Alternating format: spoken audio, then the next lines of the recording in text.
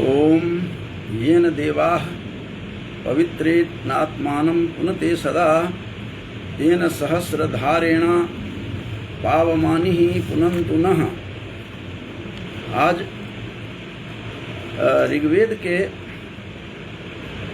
पाश्चात्य व्याख्याकार कौन थे, इस विषय पर कुछ विचार प्रकट कर रहा हूँ। और मैंने कल जो जॉन किट्स थे, जिनको ब्रिटिश सरकार ने 1783 में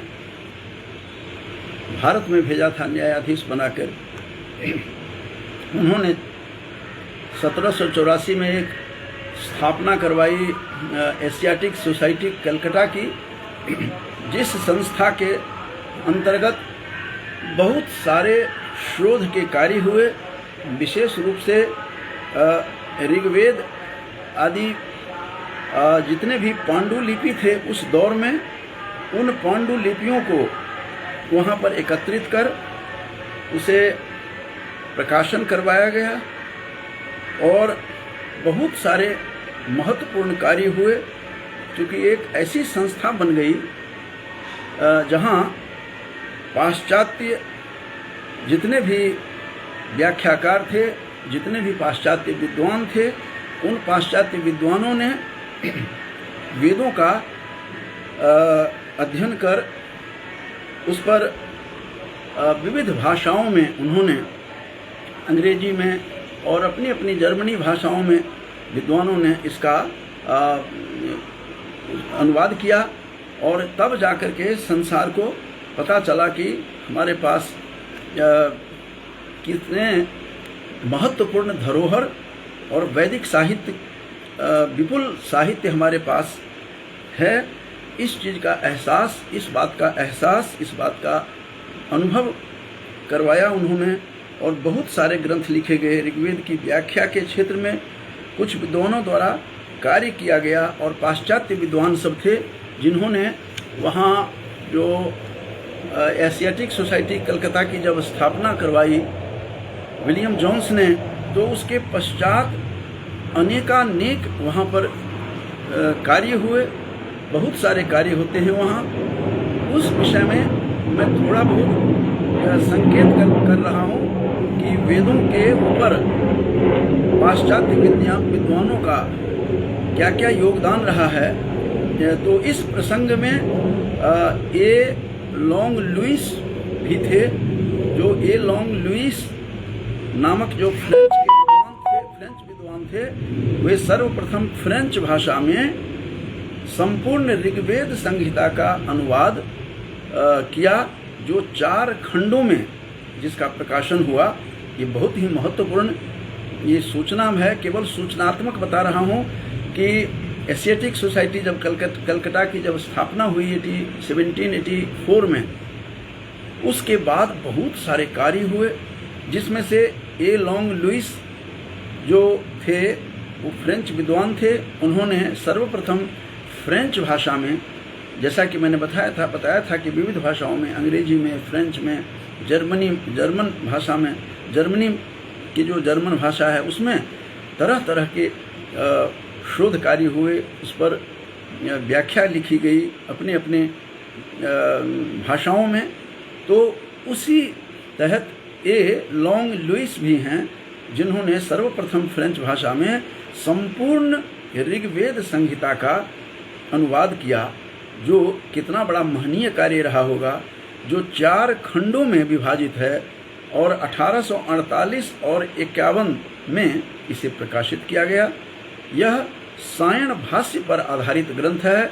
यह भी बता दूं कि जब वहाँ से उसके संस्था का जब निर्माण हुआ, एशियाटिक सोसाइटी की संस्था का निर्माण किया गया 1784 में। तो 1784 के बाद उस संस्था के तहत बहुत सारे पांडुलिपि को संग्रह करवाया गया। और विलियम जोन्स ने का ये महनीय प्रयास था।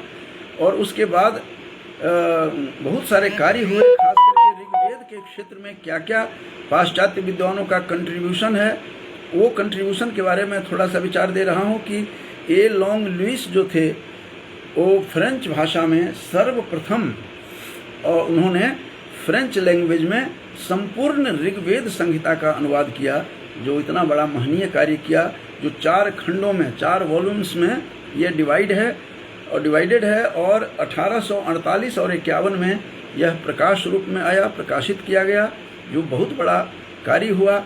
और जैसा कि मैंने कल भी बताया था कि ये एशियाटिक सोसाइटी कलकत्ता का जब विलियम जोन्स ने निर्माण किया, उसमें विल्किंस ने भी काफ़ी सहयोग था। तो विल्किंस इससे पूर्व थे पाश्चात्य विद्वान। इन्हीं के कारण पाश्चात्य विद्वानों की नज़रों में भारतीय धरोहर, भारतीय मेधा, भारतीय जो विजडम था उसका प्रकाश में आया। दुनिया को पता लगा कि हमारे पास क्या धरोहर है और वैदिक साहित्य क्या है। तो आज ऋग्वेद के विशेष रूप से संदर्भ में in the light of Rigveda क्या क्या कमेंटेटर्स थे, किन किन लोगों ने, पाश्चात्य विद्वानों ने काम किया, 4-5 विद्वानों के बारे में मैं चर्चा कर रहा हूँ। तब 4 वॉल्यूम में जब ए लॉन्ग लुइस ने इसको प्रकाशित किया और वो प्रकाशित फ्रेंच लैंग्वेज में हुआ, और लैंग्वेज में होने के बाद एक शोर सा मचा, संपूर्ण विश्व में तहलका मचा कि भारतीय मेधा क्या है। इससे पूर्व भारत के विद्वान म्लेच्छों को सिखाना नहीं चाहते थे, जो म्लेच्छ हैं हम इसको नहीं बताएंगे। और इस कारण से किसी प्रकार से जो विलियम जोन्स ने संस्कृत का ज्ञान लिया और पंडित प्रोफेसर रामलोचन ने उनको सिखाने के लिए तैयार हुए, उसके बाद ये विश्व में लोगों के लाइट में आया। जैसा कि मैं कल बता रहा था कि अभिज्ञान शाकुंतलम को पढ़ करके फ्रेंच गेटे कभी बौरा गए थे कि ऐसा साहित्य मैंने जीवन में नहीं देखा। तो आज का जो मेरा फोकस है कि किस प्रकार से ऋग्वेद के व्याख्याकार पाश्चात्य कैसे कैसे उभर करके आए, जिसमें एक लुडविग भी है। जो लुडविग, एक तो अभी ए लॉन्ग लुइस के बारे में बताया कि इन्होंने फ्रेंच में संपूर्ण ऋग्वेद का इन्होंने फ्रेंच अनुवाद किया, और एक लुडविग नाम के लेखक हुए। और वो लुडविग किस तरह के थे उसके ऊपर बता रहा हूँ कि वो लुडविग का पूरा नाम एल्फ्रेड लुडविग था और प्रतिभाशाली, प्रतिभा संपन्न ये लुडविग थे। लुडविग नाम के जो ये विद्वान थे, इन्होंने जो विशेष रूप से इनका जो सारा का सारा जो काम था, इन्होंने अपना काम बड़े ही इत्मीनान से किया, बहुत ही ढंग से किया। और एल्फ्रेड लुडविग इनका नाम, पूरा नाम था, और एक मनमौजी स्वभाव के थे। प्रतिभाशाली तो थे ही लुडविग, और मनमौजी स्वभाव के थे, जिसका कि इनके फ्रेंच जर्मनी के जो विद्वान थे, जर्मनी के संस्कृत विद्वान नामक पुस्तक में भी इसका इशारा किया गया है कि लुडविग का पूरा नाम एल्फ्रेड लुडविग था। प्रतिभाशाली एवं स्वभाव से मनमौजी स्वभाव के थे। ऋग्वेद का जर्मन भाषा में इन्होंने अनुवाद किया, जो बहुत ही महत्वपूर्ण बात है। और जर्मन भाषा में इसका अनुवाद करता है लुडविग।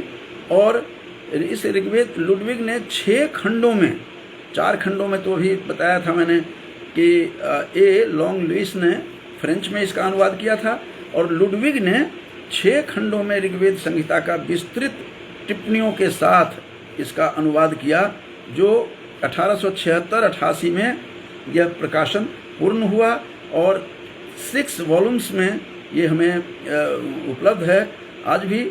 और ये जो लुडविग था, एक विशेष बात यहाँ पर बता देना जरूरी है कि लुडविग जो थे विद्वान जिन्होंने व्याख्या की इस ग्रंथ की, उसने लुडविग ने क्या किया कि 1876-88 तक ये प्रकाशित इन्होंने किया। और यह जो भी प्रकाशन किया, जो भी इन्होंने व्याख्या की, जो भी अनुवाद किया, इन्होंने रॉथ की परंपरा को अपनाया। एक रॉथ नाम के विद्वान हुए हैं जिनका बहुत बड़ा काम है, डॉक्टर रॉथ नाम है। तो डॉक्टर रॉथ भारतीय परंपरा के विरोधी थे। असल में भारतीय परंपरा का क्या इनका विरोध सा चलता रहा, क्योंकि भारतीय परंपरा के जो व्याख्या करने का जो प्रक्रिया थी, जो इसका ढंग था, जो इनकी प्रणाली थी, उससे अलग लीक पर हट रहे थे वो। और इसके कारण ये रॉथ के जो डॉक्टर रॉथ के ही संपर्क में आने के कारण लुडविग भी उनका अनुसरण किया।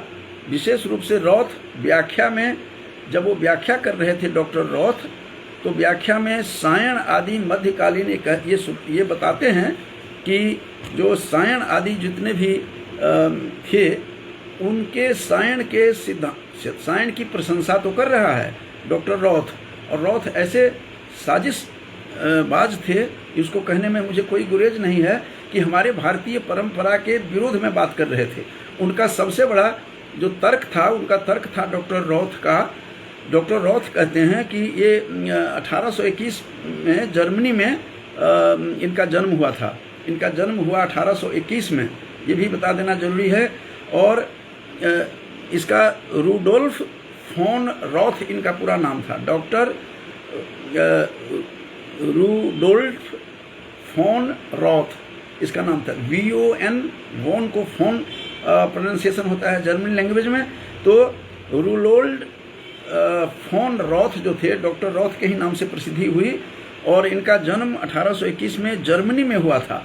डॉक्टर रॉथ एक इस परंपरा के, भारतीय परंपरा के विरोधी थे। भारतीय परंपरा के विरोधी का मतलब है कि भारतीय परंपरा में जो व्याख्या का जो प्रक्रिया थी, व्याख्या का जो ढंग था, जो सायण जो थे, उन्होंने जो भाष्य लिखा है वेदों के ऊपर, उसको एक डॉक्टर रॉथ का कथन था कि नहीं, हम उनके आधार पर नहीं लिखेंगे। क्यों नहीं लिखेंगे?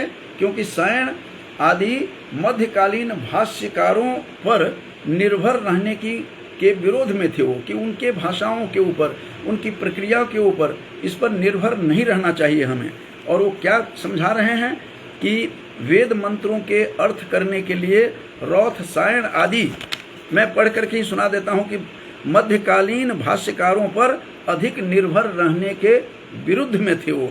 उनका कथन था कि मंत्रों के रचना जब काल, इसको रचना काल नहीं मानेंगे, लेखक पाश्चात्य लेखकों ने इस प्रकार से प्रभावित होकर के इस प्रकार की बातें कर रहे हैं। रचना तो इनकी हुई नहीं है, वेदों को रचा तो गया नहीं है। वेदाज आर नॉट कंपोज्ड, वेदों को किसी ने कंपोज नहीं किया, बल्कि ये वेद जो है श्रुति परंपरा में ये पहले से ही विद्यमान था। इसके न कोई लेखक हैं, यह श्रुति परंपरा में थी।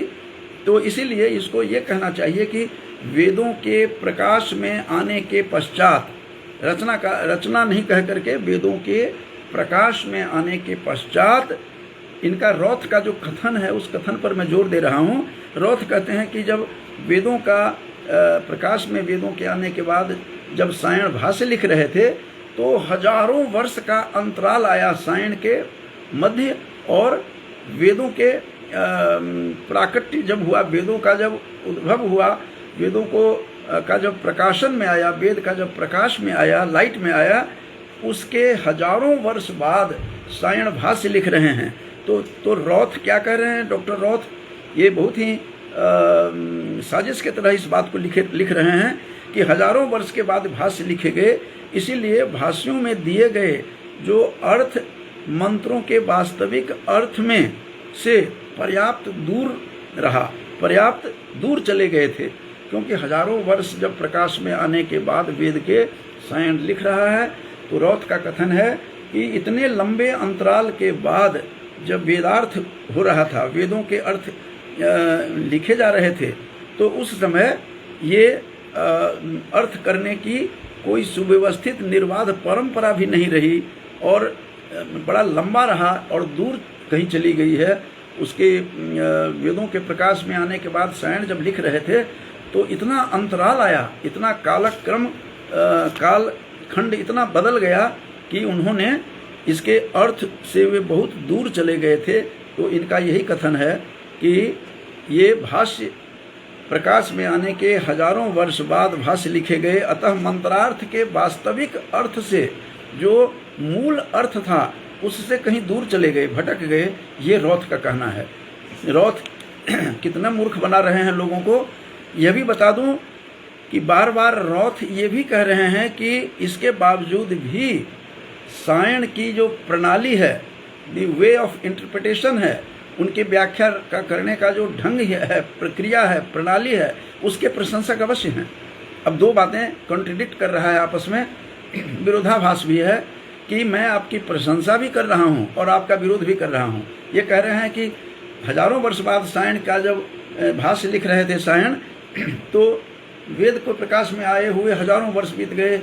इस अंतराल में वो वेदार्थ के नज़दीक नहीं रह करके बड़े दूर चले गए, ये बातें कह रहे हैं। साथ साथ ये भी कहा जा रहा है कि वेद के अर्थ को, वेदार्थ जो था उसके ऊपर जो भी कुछ कहा उन्होंने, लेकिन सायण के भक्त थे, सायण के प्रशंसक थे। अब दो बातें एक साथ कैसे हो सकती है कि प्रशंसक भी हैं और हम उसकी आलोचना भी कर रहे हैं। तो इस प्रकार से डॉक्टर रॉथ जो थे, जिनका रॉथ का जैसा पूरा नाम मैंने बताया था कि रूडोल्फ फॉन रॉथ, ये डॉक्टर रॉथ का जन्म 1821 में जर्मनी में हुआ। ये जर्मन स्कॉलर थे।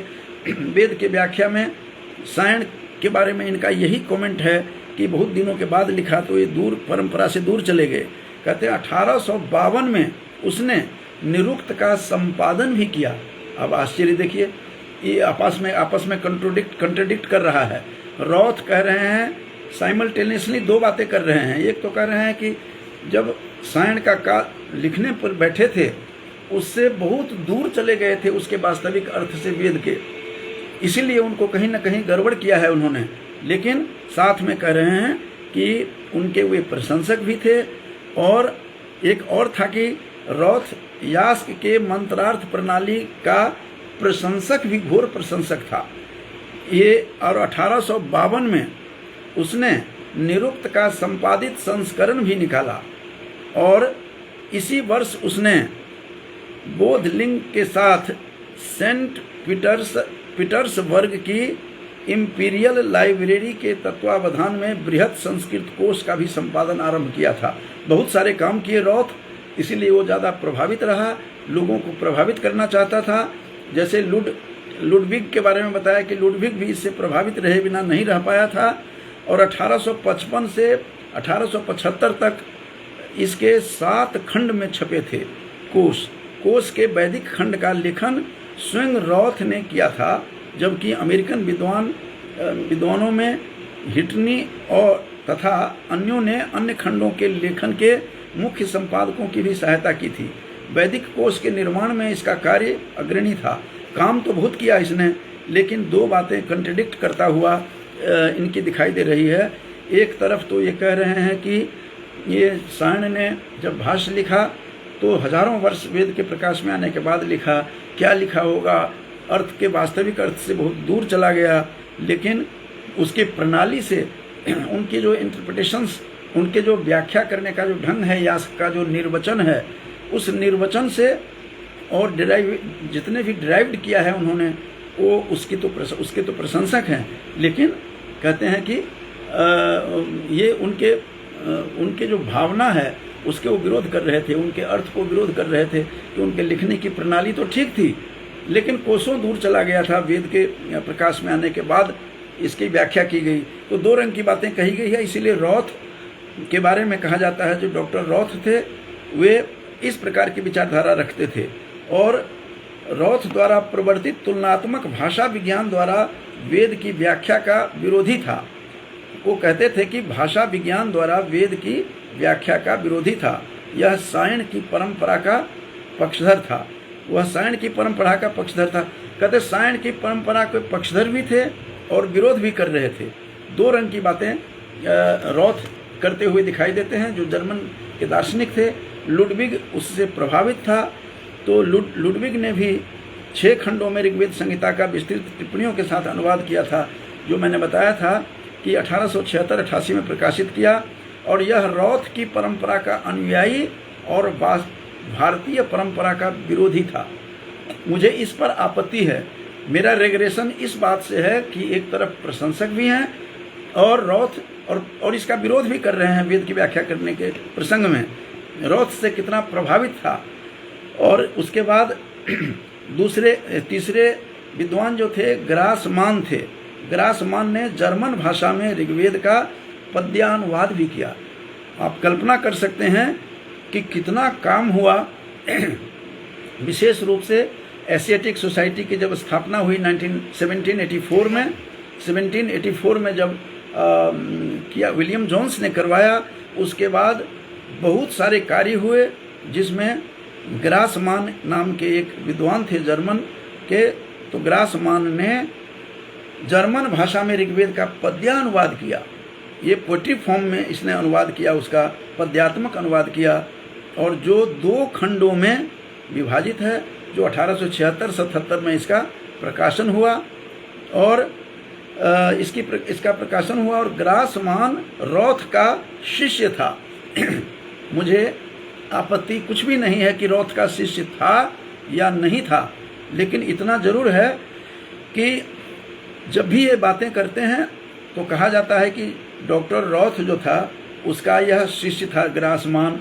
तो शिष्य था तो निश्चित रूप से भारतीय परंपरा के विरोधी थे। ये भी स्वाभाविक रूप से विरोधी था। छात्रों पर शिष्य का अपूर्व प्रभाव होता है।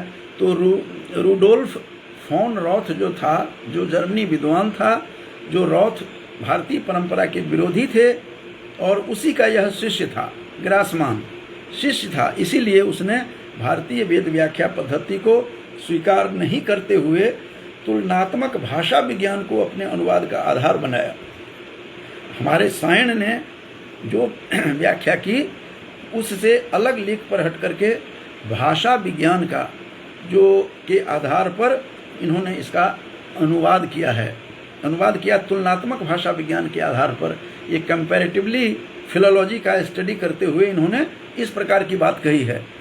तो तब यह सिद्ध होता है कि किस प्रकार से डॉक्टर रॉथ जो थे, जो रूडोल्फ फॉन रॉथ, जिसका जन्म 1821 में जर्मनी में हुआ, उसके प्रभाव में आकर के किस प्रकार से उनका शिष्य जो था ग्रासमान, उसने भी पद्यानुवाद तो किया, लेकिन वो तुलनात्मक भाषा विज्ञान की दृष्टि से किया उसने। और एक और बात थी कि जो सायण की पद्धति की प्रशंसक भी हैं और उसके विरोधी भी थे। ये कॉन्ट्रडिक्ट कर रहा है आपस में एक दूसरे से। अब आगे इस विचार को देते हुए बताते हुए कह रहे हैं कि एच विल्सन, एक एच विल्सन भी हैं, जिसका एक मैंने अभी ए लॉन्ग लुइस का बताया, लुडविग का बताया मैंने, और ग्रासमान का बताया। अब एच विल्सन क्या कह रहे हैं, जो ऋग्वेद के, मेरा जो आज का वक्तव्य है, ऋग्वेद के पाश्चात्य व्याख्याकार कैसे कैसे थे। कुछ ने फ्रेंच में अनुवाद किया ऋग्वेद को, कुछ ने जर्मन भाषा में किया, और अलग अलग भाषाओं में किया। फ्रेंच में किया गया है, इंग्लिश में किया। अब ग्रासमान के बाद एच विल्सन सायण के आधार पर संपूर्ण ऋग्वेद संहिता का अनुवाद किया। इसने सायण का अपना आधार बनाया। जो सायण जो थे, इस पर मैं किसी और दिन बताऊंगा कि सायण कितने बड़े थे और प्रसिद्ध थे, और कहाँ के थे रहने वाले, और किस परिवेश में इन्होंने लिखा। सायण भाष्य आज भी वेद का बहुत ही प्रामाणिक भाष्य माना जाता है। तो सायण भाष्य के आधार पर संपूर्ण ऋग्वेद संहिता का अनुवाद किया, जो 6 खंडों में विभाजित है, जो 6 वॉल्यूम्स में उपलब्ध है। और इसका प्रकाशन कब हुआ, तो 1850 से शुरू हुआ और 88 में जाकर के इसका प्रकाशन हुआ। 1850 से 1888 तक हुआ। विल्सन रॉथ द्वारा प्रवर्तित तुलनात्मक जो भाषा विज्ञान द्वारा वेद की व्याख्या का विरोधी था। जो रॉथ ने जो भाषा विज्ञान के आधार पर लिख रहे थे, उससे इतर व्याख्या इसने की। यह सायण की परंपरा का पक्षधर था। ये मैं बता दूं कि एच विल्सन जो थे, एच विल्सन रॉथ के जो भारतीय परंपरा के विरोध जहाँ पर प्रकट कर रहे हैं व्याख्या के ढंग को, उस व्याख्या से ये भाषा विज्ञान के आधार पर लिख रहे हैं, तुलनात्मक भाषा विज्ञान के आधार पर। तो इन्होंने एक इतर व्यवस्था की और सायण के आधार पर लिखा, जो अत्यंत प्रशंसनीय है। एच विल्सन की व्याख्या, यह सायण की परंपरा का पक्षधर था। ये पक्षधर था सायण की परंपरा का। जो भारतीय थे, जो साउथ के थे, मैं उसके बारे में अलग से बताऊंगा, इसमें नहीं जाना चाहता क्योंकि ज़्यादा समय लगेगा। अब एक है थ्यूडोर बेनफे। ये ऋग्वेद के प्रथम 130 सूक्तों का जर्मन भाषा में अनुवाद किया था।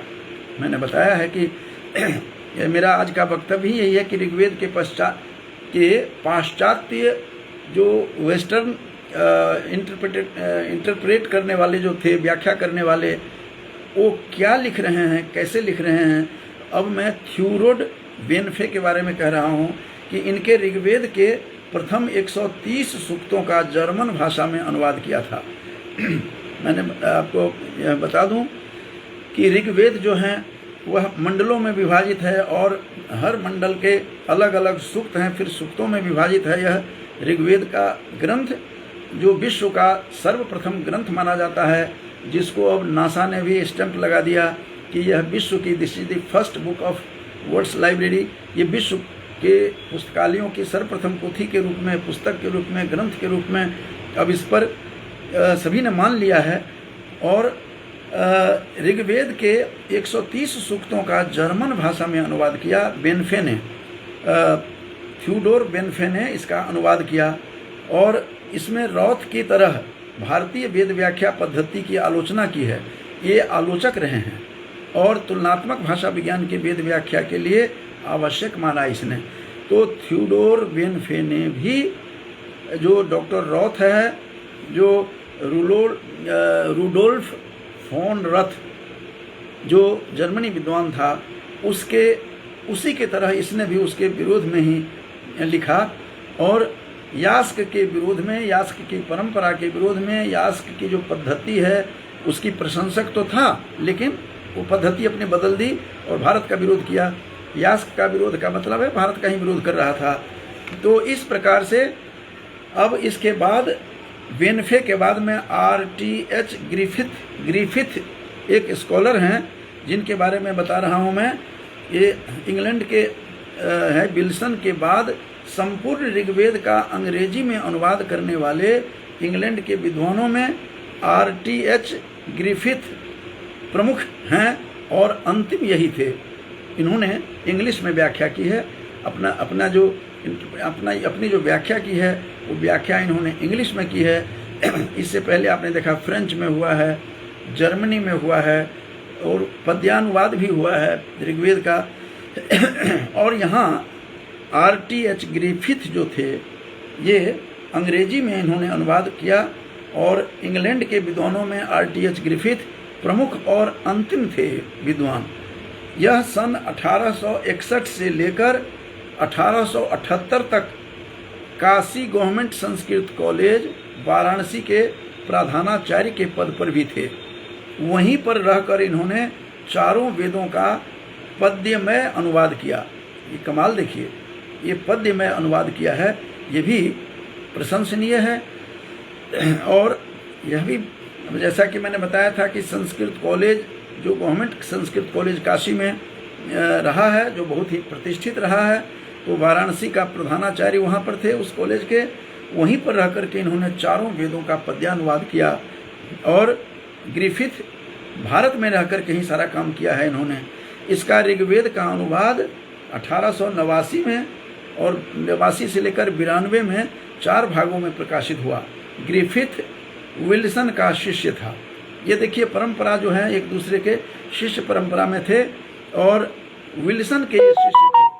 जिस विल्सन के बारे में बताया है मैंने कि विल्सन ने भाषा, यह सायण की परंपरा का पक्षधर था जो विल्सन, तो विल्सन के शिष्य के रूप में ये अब यहाँ प्रसिद्ध, इनकी प्रसिद्धि बताई गई है कि पद्यानुवाद किया। और उनका ऋग्वेद का अनुवाद 1889 से लेकर 92 में 4 भागों में प्रकाशित हुआ। ग्रिफिथ विल्सन का शिष्य था।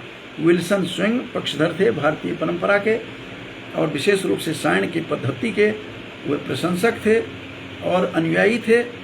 इसीलिए सायण भाषा के प्रति उनका स्वाभाविक झुकाव था, जो मैं बार बार जोर दे रहा हूँ। जो रॉथ था, रॉथ वो घोर विरोधी था। जो रूडोल्फ फोन रॉथ, जिसका जन्म जर्मनी में हुआ था और भारतीय परंपरा का विरोधी था, व्याख्या के जो ढंग था उसका विरोधी था।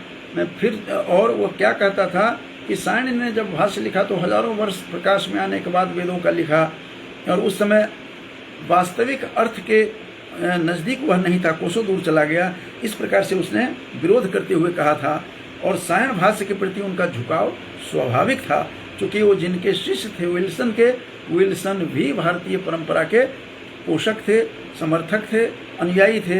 स्वाभाविक था कि सायण को अपने ऋग्वेद ज्ञान का प्रथम गुरु और पथ प्रदर्शक मानता था। यह भी प्रशंसनीय है। यहाँ यह प्रशंसनीय यह है कि ग्रिफिथ जो थे, एक तो विल्सन के शिष्य थे। विल्सन सायण से, भारतीय विद्वान सायण के भाष्यकार से प्रभावित थे, और यह सायण को ऋग्वेद का ज्ञान के आधार सायण का भाष्य था, जैसा कि बताया था। विल्सन का अनुवाद था। ग्रिफिथ के समय तक रॉथ, ग्रासमान और लुडविग आदि तुलनात्मक भाषा विज्ञानवादियों के ऋग्वेद के अनुवाद प्रकाशित हो चुके थे, इसलिए उसने उनके भी निष्कर्षों का अपने अनुवाद में भरपूर प्रयोग तो किया, लेकिन भारतीय परंपरा के प्रति यह झुकाव था इनका। और ये भी तो दोबारा दोहरा दूं कि वह सायण को अपने ऋग्वेद के ज्ञान का गुरु तथा पथ प्रदर्शक मानता था।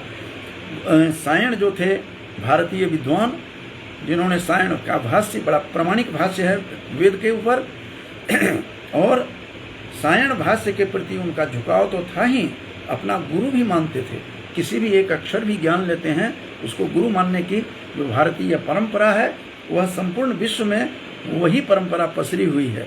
तो प्रथम गुरु मानते थे अपना। और पथ प्रदर्शक जिसका ऋग्वेद के 10वें मंडल में जो कहा गया है कि ओम इदं नमः ऋषिभ्यः पूर्वजेभ्यः पूर्वेभ्यः पथिकृद्भ्यः, उसमें पथिकृद्भ्यः की भी चर्चा की है ऋग्वेद के 10वें मंडल में। तो ये पथिकृद्भ्यः का अर्थ है कि जिसने मुझे मार्गदर्शन किया, जिसने मुझे मार्ग दिखाया। तो ये सटीक बैठती है। ग्रिफिथ जो RTH ग्रिफिथ जो कमेंटेटर हैं, जो व्याख्याकार हैं, जो ऋग्वेद के व्याख्याकार हैं, तो उन्होंने सायण को अपना प्रथम गुरु माना और पथ प्रदर्शक माना। उसके ऋग्वेद भाष्य का प्रमुख आधार सायण तथा विल्सन का अनुवाद था। जैसा कि मैंने पहले बताया है कि विल्सन भारतीय परंपरा के पोषक थे, सायण के भाष्य की प्रणाली के समर्थक थे, और वे डॉक्टर लॉन्ग लुइस, लुडविग और ग्रासमान की तरह रॉथ का अनुयायी नहीं था। फिर से दोहरा दूं कि रूडोल्फ फॉन रॉथ जो थे, वो रॉथ अलग प्रक्रिया के थे। ये रूडोल्फ फॉन रथ, फॉन का VON अर्थ है, उसको फॉन प्रोनाउंसिएशन होता है जर्मन में। और ये जर्मनी के विद्वान था रॉथ ने घोर विरोध किया। आश्चर्य है कि परस्पर विरोध इनका क्या था कि सायण के भाष्य के अनुगमन तो नहीं कर रहे थे, भाषा विज्ञान की दृष्टि से लिख रहे थे, लेकिन सायण के प्रशंसक तो थे, रॉथ प्रशंसक भी थे, और उनके सायण के भाष्य उन्होंने लिखा भी, जैसा कि मैंने बताया था कि सायण के ऊपर उन्होंने एक पुस्तक भी अपनी उन्होंने लिखी थी, और इसके बावजूद भी वो उनके विरोधी थे। भारतीय परंपरा के वो विरोध करते थे, लेकिन विरोध करने के बाद भी, जैसा कि मैंने बताया था कि 1852 में उसने निरुक्त का संपादन भी किया था, निकाला था, रॉथ ने निकाला तो था, लेकिन ये विरोधी थे, भारतीय परंपरा के विरोध में थे, सायण के विरोध में थे। 2 विद्वान अभी तक आए हैं इसमें, जिसका मैंने चर्चा की है।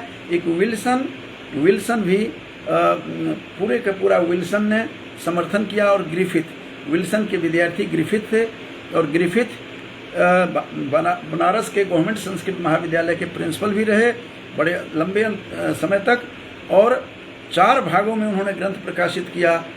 ग्रिफिथ विल्सन के शिष्य के साथ साथ सायण को प्रथम गुरु और प्रथम प्रदर्शक मानते थे। ग्रिफिथ के समय तक रॉथ, ग्रासमान, वही रॉथ मैं बार बार कह रहा हूँ, जो घोर विरोधी परंपरा के थे, और उन्होंने कंपैरेटिवली फिलोलॉजिकल स्टडी की उसने, जबकि सायण के बिल्कुल विपरीत दिशा में चल रहे थे रॉथ की परंपरा में। ये ए लॉन्ग लुइस भी था, लुडविग भी था, ग्रासमान भी था, लेकिन विल्सन नहीं था। तो विल्सन रॉथ के अनुयायी नहीं थे, साइंड के भक्त थे, और ग्रिफिथ तो साइंड को अपना गुरु मान रहा है। इसीलिए उनके निष्कर्षों का अपने अनुवाद में भी प्रयोग किया, क्योंकि प्रकाशित हो चुके थे। अब मैं ओल्डेनबर्ग जो जर्मनी का विद्वान था, मैं उसके बारे में बता रहा हूँ। एक दो और रह गए हैं, बता करके मैं समाप्त करूँगा। आज का मेरा व्याख्यान का विषय है ऋग्वेद के पाश्चात्य व्याख्याकार। तो ऋग्वेद के पाश्चात्य व्याख्याकार कौन कौन थे, और कौन साइंड के समर्थक थे, और कौन साइंड के विरोध में थे, रॉथ के प्रक्रिया में कौन कौन चल रहे थे, डॉक्टर रॉथ का अनुगमन कौन कौन कर रहे थे उसमें। अब ओल्डेनबर्ग जो था, ओल्डेनबर्ग जर्मनी का रहने वाला था, और जर्मनी का तो रहने वाला था। इसके मरुत, रुद्र, वायु, वात को संबोधित ऋग्वेद सूक्तों का अंग्रेजी में अनुवाद करने में मैक्स मूलर की घोर सहायता की थी। जो मैक्स मूलर था, उसके अलग, मैक्स मूलर के बारे में अलग से मैं बताऊंगा एक दिन, जो उसका क्या कंट्रीब्यूशन था मैक्स मूलर का, जो जर्मनी विद्वान था, और बहुत कुछ उसके बारे में मैं बाद में बताऊंगा। लेकिन ओल्डेनबर्ग जो था, जो जर्मनी का विद्वान था, मैक्स मूलर की तरह ही जर्मनी का था, और उसने मरुत, अलग अलग जो सूक्त हैं, मरुत सूक्त, रुद्र, वायु और वात को संबोधित ऋग्वेद सूक्तों का अंग्रेजी में अनुवाद किया। और मैक्स मूलर की जब हो रहा था तो मैक्स मूलर की बहुत भरपूर सहायता की, मैक्स मूलर की सहायता की थी। यह अनुवाद sacred book of the east series के 32वें खंड में प्रकाशित हुआ था। ये भी मैं इशारा कर दूं रिसर्च स्कॉलर्स के लिए कि ये कहाँ प्रकाशित हुआ था। उसने अधिकांश स्थलों पर अपने अनुवाद में विल्सन और ग्रिफिथ के अनुवाद की शब्दावली को ग्रहण किया है। अब दो बातें यहाँ पर है, विल्सन और ग्रिफिथ को ओल्डेनबर्ग ने फॉलो किया है, इसका मतलब वो साइंड की परंपरा को फॉलो कर रहा था। इस बात के लिए ध्यान देना चाहिए सबको कि जो रॉथ थे, डॉक्टर रॉथ, जो रुडोल्फ फॉन रॉथ थे, जो 1821 में जर्मनी में जिसका जन्म हुआ, जो उद्भूत हुआ, वो घोर साइंड के भारतीय परंपरा के व्याख्या के विरोधी थे, लेकिन साइंड के प्रशंसक थे। उसकी प्रणाली का, उनकी the way the Sayan has interpreted, उसका वह प्रशंसक था। जिस दृष्टि से उन्होंने प्रणाली में किया, उसके तो प्रशंसक थे रॉथ, लेकिन रॉथ उस प्रणाली पर चलते नहीं थे। बाय गिविंग द लॉजिक, कि जब प्रकाश में ऋग्वेद आ गया था तो ऋग्वेद के हजारों वर्ष बाद साइंड व्याख्या लिख रहे थे, जो उनके वास्तविक मंत्रार्थ से कोसों दूर हट गए थे। ये उनका तर्क है, उनका लॉजिक है। तो उनके लॉजिक से हट करके जो ओल्डेनबर्ग था, उसके लिए कहा जा रहा है कि यह अनुवाद जो किया उसने, वह sacred books of the east series के 32वें खंड में प्रकाशित हुआ था। उसने अधिकांश स्थलों पर अपने अनुवाद में विल्सन और ग्रिफिथ के अनुवाद को, शब्दावली को ग्रहण किया है।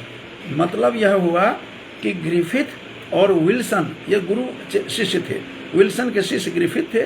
विल्सन रॉथ के परंपरा से नहीं चल रहे थे, साइंड के भक्त थे वो, इसलिए। और ग्रिफिथ तो खुद गुरु मान रहे हैं, अपना पथ प्रदर्शक मान रहे हैं साइंड को। तो कौन कौन विरोधी थे, पाश्चात्य में कौन नहीं थे, उस पर मैं दृष्टि डाल रहा हूँ।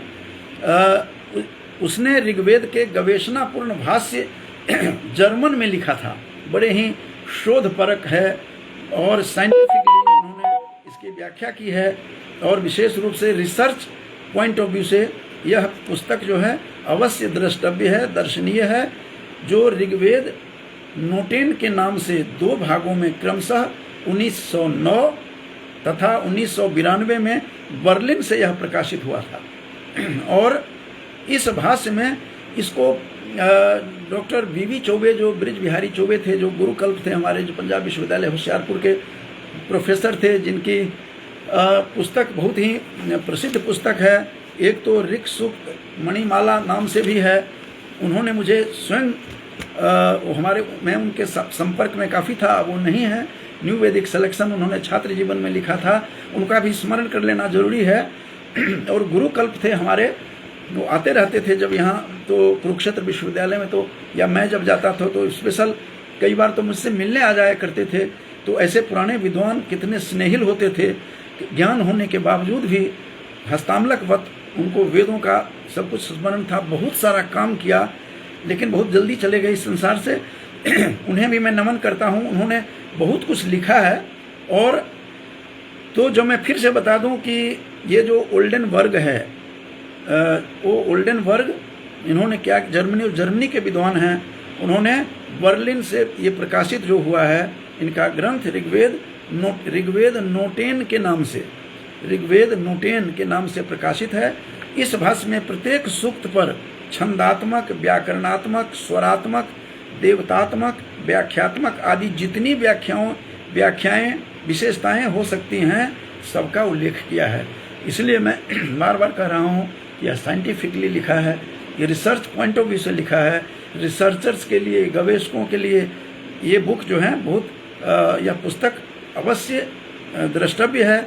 सबका उल्लेख किया है उन्होंने। यह प्रत्येक सूक्त के प्रारंभ में नियमतः उस सूक्त के साथ अन्य सूक्त के संबंध विषयक सामान्य बातों का भी उल्लेख किया है। कंपैरेटिवली उन्होंने लिखा है उस समय उपलब्ध सभी सामग्री का, चाहे वह जर्मन में हो, फ्रेंच में हो, अंग्रेजी में हो, पूर्ण रूप से उपयोग किया है। इस प्रकार ओल्डेनबर्ग का ऋग्वेद नोटेन बुक का नाम है, एक प्रकार से सभी व्याख्याओं का कोश है। It is one sort of dictionary, ये सबका कोश रूप में है, एनसाइक्लोपीडिया के रूप में है। डॉक्टर महेंडले ने इसका अंग्रेजी में अनुवाद किया है, जो पुणे से प्रकाशित हुआ है। ये पुणे से प्रकाशित हुआ है, ये भी इंडिकेट कर रहा हूँ। इसके बाद एक last but not least Karl F Goldner हैं, एक कार्ल एफ गोल्डनर। ये जर्मन देश के रहने वाले थे, जर्मनी के थे और रॉथ के प्रमुख शिष्यों में एक था। रॉथ का नाम आते ही एकदम से माइंड जो है अलर्ट हो जाता है कि रॉथ, याद रखें आप कि डॉक्टर रॉथ जो थे, रूडोल्फ फॉन रॉथ, वो रॉथ जो थे, जो जर्मनी के विद्वान थे, भारतीय परंपरा के लिखने के विरोध में थे। सायण के प्रणाली की तो प्रशंसक थे प्रणाली के, लेकिन सायण के अर्थ के विषय में कहा जाता है, कहते हैं कि हजारों वर्ष पूर्व बाद में सायण लिख रहा था और उनके वास्तविक अर्थों से, वेदार्थ से वह बहुत दूर था। ऐसे विरोध करने वाले रॉथ स्वयं प्रशंसक थे सायण के, उनकी प्रणाली के प्रशंसक थे, उनके वे ऑफ इंटरप्रिटेशन के फॉलोअर तो नहीं थे, प्रशंसक थे। और सायण के भाष्य का, सायण के ऊपर उन्होंने बुक भी एडिट की थी। जैसा कि मैंने बताया था कि 1852 में उसने निरुक्त का संपादित संस्करण भी निकाला था, ये भी मैं आपको संकेत कर दूं। लेकिन in spite of doing all these things he was not follower of Sion, Sion के फॉलोअर नहीं थे रॉथ। ये मैं निर्भ्रांत कर रहा हूं सबको। अब कार्ल एफ गोल्डनर जो हैं, जो जर्मन देश के रहने वाले हैं, रॉथ के प्रमुख शिष्यों में एक थे। रॉथ के शिष्य ये भी थे। संपूर्ण ऋग्वेद संहिता का अनुवाद करने वालों में यह अंतिम था यह कमेंटेटर। उसने एडोल्फ केगी की सहायता के से रॉथ द्वारा संपादित वेद व्याख्या सिद्धांत का पूर्ण उपयोग करते हुए ऋग्वेद के 70 सूक्तों का जर्मन भाषा में पद्यानुवाद किया। अभी मैं काफ़ी देर से मैं बोल रहा हूँ, आप देख रहे हैं यहाँ की पद्यानुवाद भी बहुत हुआ है ऋग्वेद का, और इसकी व्याख्या जो की है पद्यानुवाद में किया है। ये भी उसी क्रम में है कि 70 सूक्तों का जर्मन भाषा में पद्यानुवाद किया, जो 1875 में टुम्बिंगेन से प्रकाशित हुआ था। टुम्बिंगेन से यह प्रकाशित हुआ और गिल्डनर के समय तक विल्सन तथा ग्रिफिथ का संपूर्ण ऋग्वेद अनुवाद प्रकाशित हो चुका था। जैसा कि मैंने पहले बताया है कि ग्रिफिथ और Wilson both are dead follower of Sayana, Roth के नहीं थे। इसीलिए मैं बार बार आपको संकेत कर रहा हूँ कि ग्रिफिथ का संपूर्ण ऋग्वेद ने अनुवाद किया, पद्यानुवाद, ये सब तो ठीक है, लेकिन रॉथ के बारे में, रॉथ का शिष्य होने के कारण उस पर रॉथ का जो प्रभाव था वह भी कम हो गया था। रॉथ का प्रभाव क्यों प्रभाव कम हो गया था? क्योंकि ग्रिफिथ और विल्सन दोनों की किताब प्रकाश में आ चुके थे। उससे प्रभावित होकर दो ही was a student of Roth, but उससे पहले चूंकि सायण के जो ब्लाइंड समर्थक थे, फॉलोवर थे, जो ग्रिफिथ और विल्सन, उन दोनों के प्रकाश में आने के कारण से भरपूर आनंद लिया उसने, और रॉथ का जो प्रभाव था वह भी कम हो गया था। रॉथ ने जो विरोध किया वह भी कम हो गया। वह इस निष्कर्ष पर पहुंचा कि ऋग्वेद पूर्ण रूप से एक भारतीय रचना है। और उसका जो थीम बता रहा हूँ वो क्या कह रहा है, उसने कहा कि वह इस निष्कर्ष पर पहुंचता है, इस कंक्लूजन पर पहुंचता है, और लिखते हुए कहता है कि ऋग्वेद पूर्ण रूप से एक भारतीय रचना है। It is complete Indian composition. इसको कंपोजिशन तुम इन द पॉइंट ऑफ वेद तो नहीं कह सकते, क्योंकि वेदाज आर नॉट कंपोज्ड। ये श्रुति परंपरा में, हियरिंग ट्रेडिशन में ये वेद आ रहे थे, तो इसीलिए हम वेद को क्या कह सकते हैं कि यह वेद कंपोज्ड नहीं है, क्योंकि उसका कंपोज करने वाले कोई था नहीं, रचनाकार नहीं थे। वेद तो ज्ञान को कहते हैं, यह स्वतः प्रमाण है वेद, और इसलिए वेद के बारे में कहता है, निष्कर्ष पर पहुंचा कि उसका व्याख्यान पूर्ण भारतीय परंपरा के अनुसार था। वह इस विचारधारा से प्रभावित होकर ऋग्वेद के कतिपय सूक्तों का जर्मन भाषा में अनुवाद भी किया।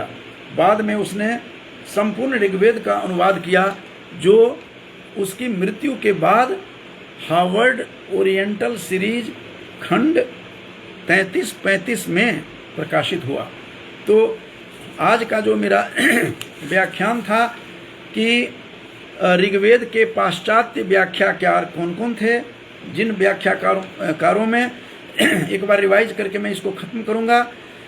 और जैसा कि मैंने बताया था, डॉक्टर बीबी चौबे जो थे, उन्होंने अपनी ऋग सूक्त मणिमाला में लिखा है, जिसको न्यू वैदिक सिलेक्शन के रचयिता थे, लेखक थे, और छात्रावस्था में भी उन्होंने लिखी थी 60 के दशक में, जब वो BHU के विद्यार्थी थे। मैं उनके बहुत नज़दीक उनके संपर्क में रहा। ये पंजाब विश्वविद्यालय का जो एडवांस स्टडी सेंटर है, होशियारपुर में थे। जब भी मुझे आना जाना होता था यूनिवर्सिटी में, पता लगता था वो मिलने भी आ जाते थे, इतना स्नेह रखते थे। उनका किताब का भी जो भूमिका, जो परिचय है, वो परिचय सर्वथा द्रष्टव्य है। उसमें जिन जिन पाश्चात्य व्याख्याकारों का पर मैंने आज चर्चा की है, उसका मैं एक बार दोबारा दोहरा देता हूँ नाम। ए लॉन्ग रुइस था, जो फ्रेंच विद्वान थे, जिन्होंने ऋग्वेद संहिता का पूरा अनुवाद किया 4 खंडों में, 4 वॉल्यूम में, 1848 और 51 में प्रकाशित हुआ। एक लुडविग था, लुडविग 6 खंडों में ऋग्वेद संहिता का विस्तृत टिप्पणियों के साथ किया, जो 1876-88 में प्रकाशित हुआ। यह रॉथ की परंपरा के अनुयायी और भारतीय परंपरा का विरोधी था। लुडविग, जिस लुडविग के बारे में बताया कि लुडविग रॉथ का अनुसरण किया है उसने। लुडविग जो था वो किस प्रकार से उसका फॉलोअर था, अंधानुकरण किया है उसने, और सायण के का अनुकरण उस पर नहीं किया, उस पर प्रभाव कम है। यह रॉथ की परंपरा के अनुयायी था। और ग्रासमान जो था वो जर्मन भाषा में था, जिसने पद्यानुवाद किया, और ग्रासमान भी अनुवाद का आधार बनाया उसने भाषा विज्ञान का। वो भी रॉथ के, डॉक्टर रॉथ के फॉलोअर थे। एच एच विल्सन सायण के आधार पर उसने संपूर्ण ऋग्वेद का अनुवाद किया, जो 6 खंडों में 1850-1888 में प्रकाशित हुआ। और इसने तुलनात्मक भाषा विज्ञान द्वारा वेद की व्याख्या का विरोधी था। ये विल्सन जो थे, ये सायण को फॉलो कर रहे थे, और सायण की जो प्रक्रिया है उसको कर रहे थे। ये भाषा विज्ञान के आधार पर दृष्टि डाल करके लिखने का रॉथ की तरह प्रयास नहीं किया। और थियोडोर विनफे जो थे, ऋग्वेद के 130 सूक्तों का जर्मन भाषा में अनुवाद किया। इसने रॉथ की तरह भारतीय वेद व्याख्या पद्धति की आलोचना की है, और भाषा विज्ञान के आधार पर इसने भी किया। अब ग्रिफिथ एक है, ग्रिफिथ RTH ग्रिफिथ, जिसके बारे में बताया है। He was follower of Sion, Sion को अपना प्रथम गुरु और पथ प्रदर्शक मानता है। रॉथ, ग्रासमान और लुडविग की तरह यह भाषा विज्ञान के तुलनात्मक आधार पर नहीं लिखा। उसके बाद मैंने बताया था ओल्डेनबर्ग का। ओल्डेनबर्ग जर्मनी का रहने वाला था और इसने मैक्स मूलर की बड़ी सहायता की थी, विशेष रूप से मरुत सूक्त, रुद्र सूक्त, वायु, वात, इन सूक्तों का अंग्रेजी अनुवाद करने में मैक्स मूलर की इसने सहायता की। मैक्स मूलर पर कभी और मैं बताऊंगा कि किस प्रकार से वो कैसा था, किस तरह से कंट्रीब्यूट किया। यह अनुवाद sacred books of the east series के 32वें खंड में प्रकाशित है और इस अधिकांश स्थलों पर अनुवाद में विल्सन और ग्रिफिथ के अनुवाद के शब्दावली को ग्रहण किया है इसने। और कार्ल एफ गोल्डनर, जो जर्मनी के विद्वान थे, संपूर्ण ऋग्वेद संहिता का अनुवाद करने वाले अंतिम थे और एडोल्फ केगी की सहायता से रॉथ द्वारा प्रतिपादित वेद व्याख्या सिद्धांत का पूर्ण उपयोग करते हुए ऋग्वेद के 70 सूक्तों का इन्होंने भाषा विज्ञान, इसको भाषा जर्मन भाषा में पद्यानुवाद किया और जो 1875 में टूबिंगेन से इसका प्रकाशन हुआ है। और इस प्रकार से ऋग्वेद के कतिपय सूक्तों का जर्मन भाषा में भी अनुवाद किया। और इसकी मृत्यु जो है हार्वर्ड ओरिएंटल सीरीज मृत्यु के बाद एक पुस्तक जो निकली, वो निकली है कब, कहाँ से, तो हार्वर्ड ओरिएंटल सीरीज खंड 33-35 में प्रकाशित हुआ। तो इसका इस प्रकार से आज जो मेरा व्याख्यान का विषय था, आधार यही था कि ऋग्वेद के पाश्चात्य व्याख्याकार कौन कौन थे।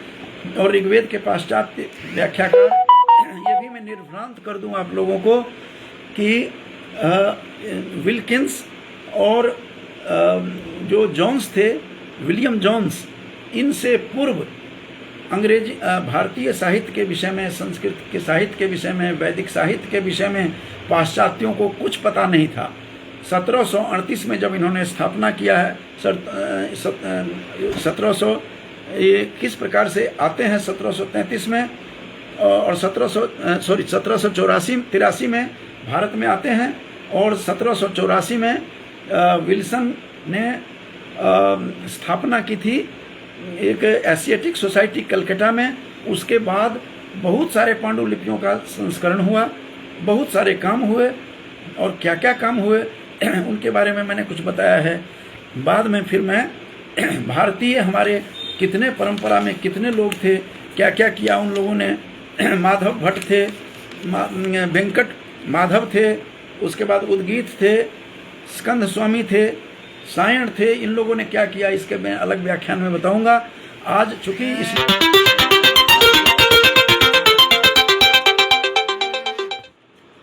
धन्यवाद।